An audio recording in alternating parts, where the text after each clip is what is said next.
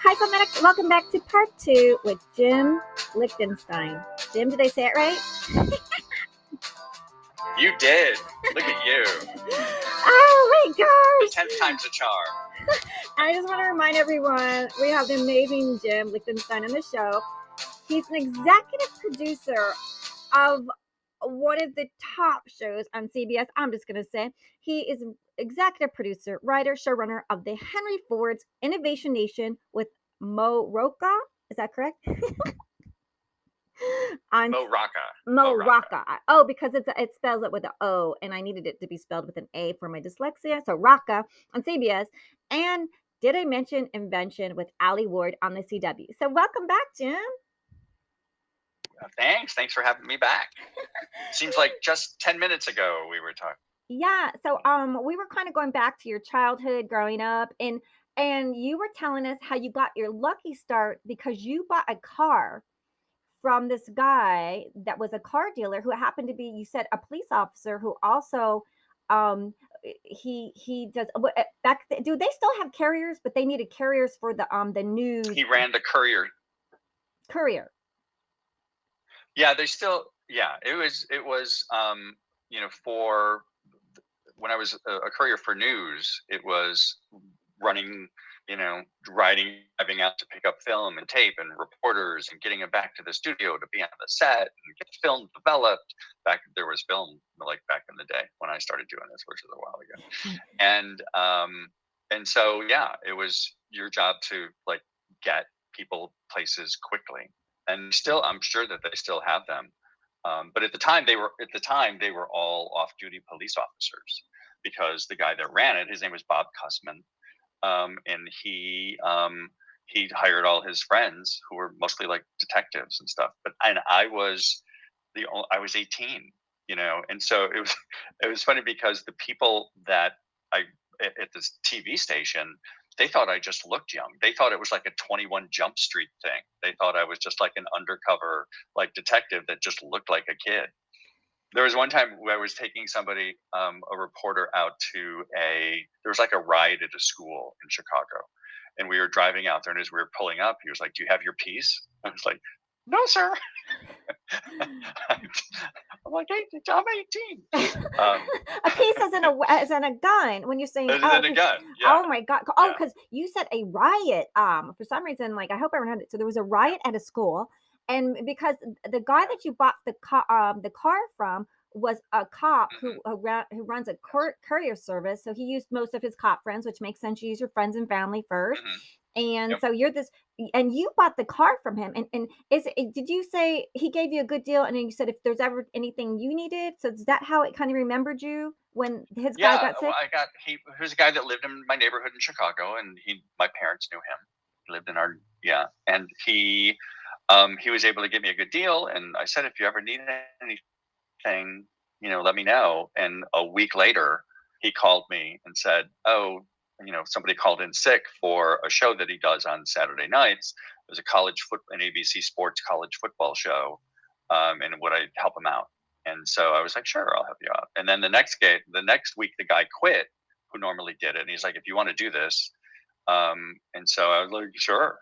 And so that it kind of grew from there, and then I ended up working in the newsroom, and then becoming an assignment editor, who is the guy who sends all the camera crews out and reporters out and chases after the news. And listens to the police radar, right? So that's funny. The police scanners were all over my desk.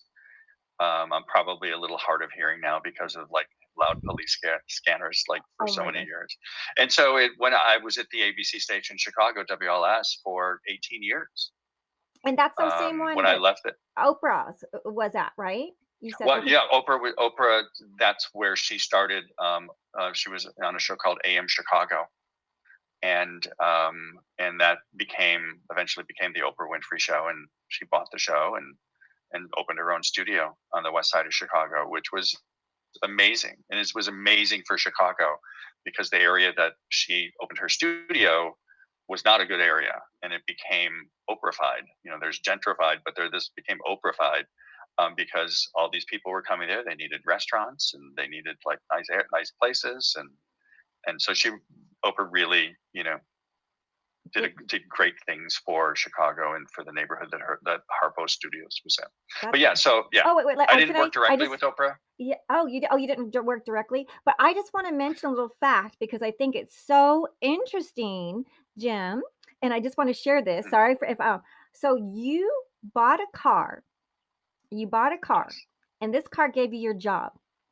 And this car that was an invention, a car that was invented by Henry Ford, this very car at 18 years old that's invented by Henry Ford, and you are now doing Invention Nation at the Henry Ford Theater, who invented the Ford car. Isn't that incredible? Well, it is. It is. Henry Ford actually did not invent the car. Henry Ford kind of perfected the car. He invented the assembly line that created that made cars like cheap, and the Model T that everybody was able to do. But he didn't invent forgive me. Very on. Yeah. But the assembly line. But yeah, I mean, it was like there's the whole car thing. Yeah. Yeah, and the assembly line of like the couriers to go out and deliver that the car was used to go back and forth, and which led you to your path to success. I just think that's really cool, all because of a car. Well, I should say more because of the invention of the car, which because that's what's at the Henry Ford Theater, right? The car invention. That's where it stemmed from. Yes. So that's why I was trying to put it all together. But you're so more fabulous, and that's why you're how many awards do you have by now? Let's go over a few. For those of you listening to part 2, maybe not have heard part 1 yet. Hang on. Can you see? There's those are the 3 Emmys. Oh, I get to see him, everybody. I wish you guys can see him, but he's going to give me a picture to put on the podcast. 2 pictures. I see 3 Emmys there. They're so pretty. Are they like angels with wings? That's exactly what they are. Kind of, yes. Oh, that's what I see. That's that's how I look at things. I go, they look really pretty. Oh my gosh. And like, is that a picture that's like with these, is that like a mirror or with the gold and the silver? That's a television. But there's you can like put stuff in it too, like for ambiance. Oh yeah. I wanted to add a little ambiance to our chat, so there you go. I love just for it. you. I thought it was some kind of like moving picture. Is like, okay. And then so I just want to welcome back everyone. Thank you for listening, making us a top hit podcast. We're hitting #1 in countries. If you take a second to give us hit the 5 stars, download the podcast, give us a nice review. We always appreciate that. So Jim is a 3-time Daytime Emmy Award winning producer and writer for his work on Innovation Nation. And this has led the show to 17 Daytime Emmy nominations since the series premiered in 2014. And you said there's over how many episodes now? Did you say 200? Did you just tell us? This past weekend we passed our 200th episode. Wow! Wow! And you did this. You did a spinoff series. Did I Mention Invention, which runs for 2 seasons, and this is also syndicated around the globe. And so you've been a professional, a broadcast professional for 30 years, and working primetime, morning news, syndicated and cable, and so Innovation Nation is also you came from NBC's Today Show, which you worked on for 10 years. Because for the people that like are just coming to part 2, didn't listen to part 1 yet, we kind of just recap a little bit about that. Yeah, I spent 10 years at Today Show, which was amazing. It's it's one of the most historic shows on television, and just the wonderful people there, the integrity of NBC News and the Today Show, and yeah, I mean, I had some very strange experiences. Yeah, I was for 3 years of my life when I was at the Today Show. I spent a lot of time in Orlando because I don't know if you remember the Casey Anthony trial, the Casey Anthony case. Yes. I was the Casey Anthony guy. Are you? Wow. And the day after she was arrested, the show called me, and I was living in Chicago at the time. And they were like, "There's this weird story in Orlando. It's this girl, and her daughter's been missing, and she didn't tell anybody, and now she's under arrest." And they're like, we can't reach her family. Can you just go down there and like see if the family will talk? And so I was the first national media to come down there, and I became very close with the family. The parents. I still talk to Casey's mom probably once or twice a year. And Incredible.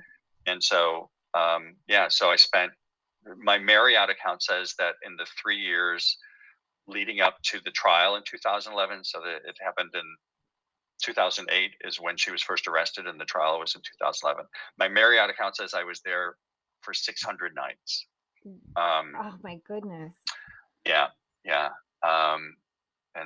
and then the trial, became very historic in terms of crazy trials, Mm. and yeah. Speaking of, we're So yeah, recording. so We're recording now with like I think it's going to be a historic trial. Like where they're already saying they might have like a depth law because mhm. yeah. So it's amazing. Are you allowed to say anything or no? I don't think anyone's allowed to say anything anymore. Which are we allowed to say anything anymore? Like how do you like as a news reporter like um do you view that the news has changed or the freedom of expression or anything like that? Do you see or there's so much misinformation that's out there, and a lot of people, scream about like mainstream media, but it's really the mainstream media that actually goes by journalistic standards, where you tell the truth and you don't make stuff up and you have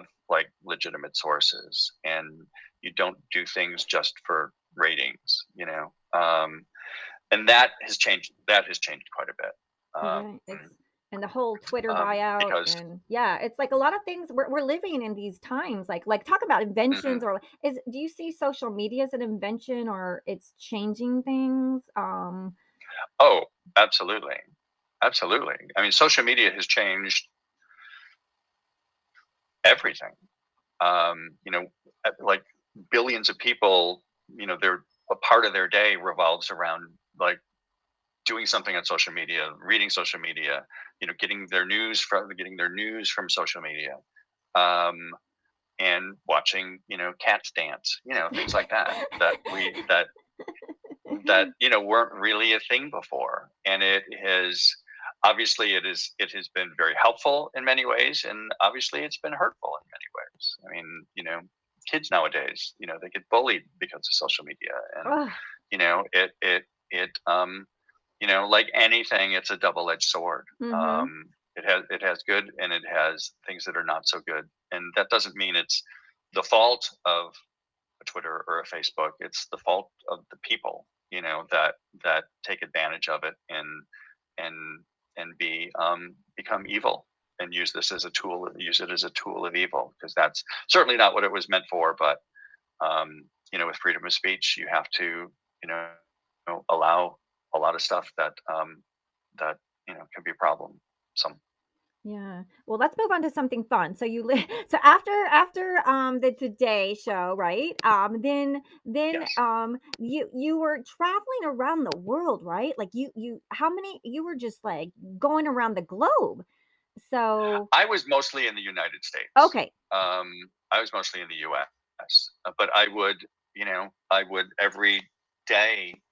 The way it works with like the Today Show with morning shows is, I would like fly in to like produce a live shot, wherever, whether it's like, a good news story or a bad news story. Usually if I was knocking on your door, you were not having the best day. Mm, Um, and and it's you have to remember, that the people that you're talking to are often going through the absolute worst time in their lives. oh man. And one thing, when I was with the Today Show, and there would, something horrible that happened to somebody or their family, and I would talk to the people, and I would say, you know what, you don't you don't ever have to talk to us. You don't have to talk to us. This, especially if people didn't know who they were, if something could be twisted that they did something bad, or there could be, blowback from social media. And I would say, it's like, if you if you go on TV, tomorrow everyone will know who you are, and Google is forever. So if this is something that's going to hurt you, don't do it. If it's something that you want to do, then I would love for you to come on the Today Show and do it. But think about it, because it will change your life, and it may not always be for the best, depending on what the story is. And unfortunately, not every morning show or news operation operates like that. But I was very fortunate, and our show was very fortunate that that people would come to us because of the quality of the Today Show. Yes. And knowing that, whether they were talking to, Katie Couric or Meredith Vieira or Savannah Guthrie, who I love back in the day, Matt Lauer, we won't talk about him. It's a show that had incredible integrity, which is not, universal with every television show. So they were so lucky to have that's you. awesome. They were so lucky to have you. And now I love your show. And now you're on Invention Nation. And so when like going from news to Invention Nation, when they offered that to you, did you already see the concept? Because you were in the part one, you were actually talking to the producers of your like a vision and a way that you saw it, which like you got the show instantly. I can see you had the vision, and so you kind of had to. Is it like you talked to them about like your vision to like it was different from what they were doing? Is that kind of like the way you say Well, it? Or how do you say that? I was very fortunate. I was in a unique situation. Yeah. I was in a unique situation that when I was hired to run this show, that the show had not necessarily been fully thought out, or how it would be presented was not fully thought out. So they told me at the time, it's like, we have hired Mo Rocca, and it's about inventions, and we can hire, this many producers and this many correspondents. And they basically said, here, go make a TV show. So they really left it up to me as to how to format the show. In the museum, again, the show is sponsored by the Henry Ford Museum in Detroit, and wonderful people there. An amazing educational, institution.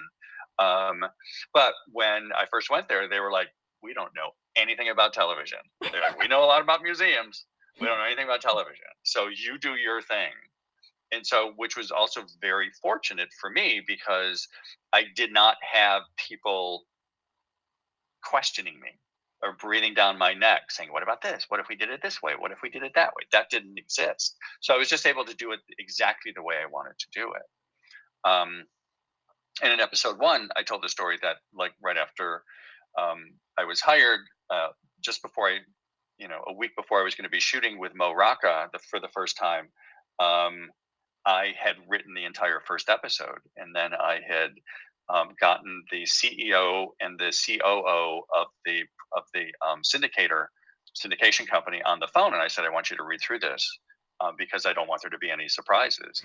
And they after like 10 minutes of them going, "Ooh, no, this isn't how we do it," because I write it kind of weird, and they were like, "Oh, this isn't really what we do on daytime television and Saturday mornings." And then after 10 minutes of that, I said, if you let me write it like this, I will win you Emmys. And it's worked out nicely for them and for all of us. Yeah. And can you tell us your count? And your count today? You have how many telly awards? We have 27 telly awards. We have three Daytime Emmys. We have 17 total Emmy nominations. And also, it's one thing in terms of the Emmys. So we have ours is a very small show. When we started, there was literally 4 of us on the production side of it. I had 2 producers, an associate producer, and myself. We have a wonderful editor, Andy Hall, who has edited every single episode. And my producers from the beginning, Stephanie Himengo, who I stole from NBC News, John Murphy, and a woman who has become like my right arm. Her name is Molly Perkins. We first hired her as a production assistant, and she's, I call her the pride of Tupelo, Mississippi. And every office should have a woman in there with a Southern accent. It just should be a requirement because it just makes everything better. When you hear, a couple of y'alls every day. I say y'all. When I first came to LA, they Yeah, were like, y'all. And I go, well, do I say you yeah, guys? You guys is hard for me. Like, you guys, that's two words. Y'all is just simple, y'all, because my dad's from Louisiana. exactly, My mom's from exactly. Italy. So, and you're going to get like a strange Southern accent. Yeah, Did they make and grits? and so I've been very fortunate. What's that? Did anyone make grits? Uh, Did you eat grits yet? Oh no, I've not. No, no. I don't think Molly's ever cooked for me. Oh, I'll you have to, got to try we'll have to some work on grits. that. But I have great people. Stephanie, John, Murphy that I just mentioned, Molly. I have Carly Plasek, who's another one of my producers. Robin Green, who I also stole from a news station in Chicago when she moved out here. Norma Rubio is another person that another woman who worked for me as a producer, and I stole her from NBC. And then Apple stole her from me Oh, like a year no. ago. I know. She left me to go work for some fruit company. Uh, well, well, Um, well, Apple is helping us have podcast. Well, we have podcasts on Apple, and we're smashing in the rankings. At least I'm smashing in the rankings, even though maybe I have a funder to help me get the money to even submit for a podcast award, but I haven't done that yet because yeah. So you have all you these. will, you will. Thank you. And what about your writers? Do you write everything, or you have a couple writers that help you write the shows as well? Well, all my producers write the segments that they shoot. Okay. So if I have a producer that goes out, travels to go, shoot this, like the Ring doorbell guy, whatever, they shoot it, they write it, and then the correspondent will then record it. The stuff that I write I write virtually everything that Mo Rocca says. It's like coming up, blah blah blah blah blah blah blah, blah. And then the stand-ups that he does to introduce the different stories. And but yeah, my producers will also write portions of the show. There's like 20 written elements in every show, and I think I write 15 of them. But my writers, my producers, write a significant portion of minute wise of the show, and they're all fabulous. And everyone that started with me 8 years ago, they're still with me. We've added, but the original people are all still there. That's And I love them. outstanding. That means that Been you're a great. good Yeah. boss. Are we allowed to say boss or showrunner or like what's the title? Like you're a good boss, right? You're great to work for, great producer to work for. Whatever you want to call me. Ah, Whatever you want to call. yeah. Is there a favorite show that I mean I know that we did The Ring and The Life Bag. And is there a favorite show that do you have any funny stories that you want to share with us? Let's see. There's got to be some good ones. And, it is. I don't know if I could say them here. Oh, okay. It's a lot of fun working with Mo Rocca. Mo used to be on the Daily Show with Jon Stewart, and he's a correspondent on CBS Sunday Morning, and he's got a great sense of humor. So there's a lot of stuff that we can't put on TV on Saturday mornings. Okay. There was at one point. It was in the first season. We were at the Henry Ford, and we were shooting. One of the homes that they have there was like the H.J. Heinz house, which is the guy that started Heinz. It's like the home that Heinz he lived in ketchup. and where he started Heinz ketchup. Yes. Okay. And so Mo was doing a thing with like people, like visitors at the museum, and there was like just the jars, because like the Heinz ketchup bottle, that's the Heinz ketchup bottle, and like the mustard jar looks, has a specific shape. And so he was asking people, and there was a guy that was there with his family, and Mo said, so do you like condiments? And the guy says, yeah, I love condiments. And Mo said, well, why do you have so many kids? Oh my gosh. Bada Think bing, about bada it. boom. Bada bing, bada Think boom. about it. Uh, Um, I used to get in trouble for yeah, putting so many but yeah, condiments in my food. Ketchup, mustard, mayonnaise, Heinz A1A steak sauce. I mean, uh-huh, Heinz is like, we love you, Marilyn. My dad goes, you're yeah. drowning your food in sauce. I go, yeah, that's the only reason I'm eating a hamburger or whatever. I Yeah, am their but market. there's mhm, yeah, it's Mm. great. I mean, and the people at the museum are just amazing. And if you have never gone to the Henry Ford Museum, if you have, especially if you have kids, take a road trip and go there. And they've been so supportive, um, um, throughout the years, and they continue to be. You know, and the show could go on for a long time.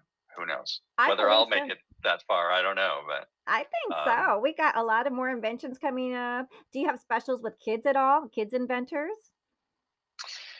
no, I mean, no.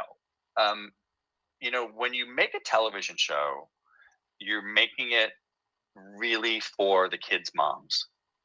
You know, the demographic that you're looking for are the kids' moms. I make this very incredibly kid friendly. There are little kids that like they cut like kindergarten to come watch us shoot. Ah! There's some kid there's literally, I mean, at the museum there are kids that starting at like 3 and 4 years old that their parents bring them to watch us shoot. And there's one kid, Billy, who I think is like 12 now, and he started coming when he was like 4 years old. And we have video of him and Mo and him and ALIE Ward and like talking, and he's just like loves the show. And so and I don't know what it is that makes it so like such a wide age range wants to see it. But it's like very kid friendly, but also like people in their 90s come up to us and they're like, this is not a kid show, this is for us, this is for everybody. Wow. um, so we've been very fortunate. We've been very fortunate, and I think everybody at Lytton Entertainment, which is now Hearst Media Production Group, great company that is now running our show, and CBS from the get go have loved the show. At CBS, Angelica McDaniels, who was the head of daytime at CBS, now she works for Hearst, um, and she's the one that greenlit the show many years ago. And Ray Palantonio, who's the executive in charge of Saturday mornings, amongst other things, they've just been such great supporters of of the show throughout the years. Yeah, and congratulations. And you're on your ninth season. Can you let us know, like our audience that's listening, the ninth season you said is going to come out when? When's the new stuff coming out? Well, the air right now we're still in our eighth season right now, Hmm. but we're finishing up shooting our ninth season. The ninth season will begin to air, I think, October 1st of this year. Oh, Um, but we still have a lot of brand new episodes coming up this year. Before season 9, throughout the summer. yeah. And so I'm sure everyone's going to be running to listen to the Henry Ford's Innovation Nation with Mo Rocca on CBS. And did I mention Invention with Ali Ward on the CW? Jim, we just wanted to say it's been fabulous having you on the show. You're incredible and you're so delightful. And I wish you many, many more seasons. It's just been wonderful having you on the show Thank today. you, thank you, thank you, thank you. Thanks for doing this. You're It's been fun. welcome. Our audience is gonna love this. It's such a treat. So make sure everyone listen to part 1 and 2. And thank you for listening. Have a beautiful week, everyone. Until next week, Filmatic says hello. And thank you for listening.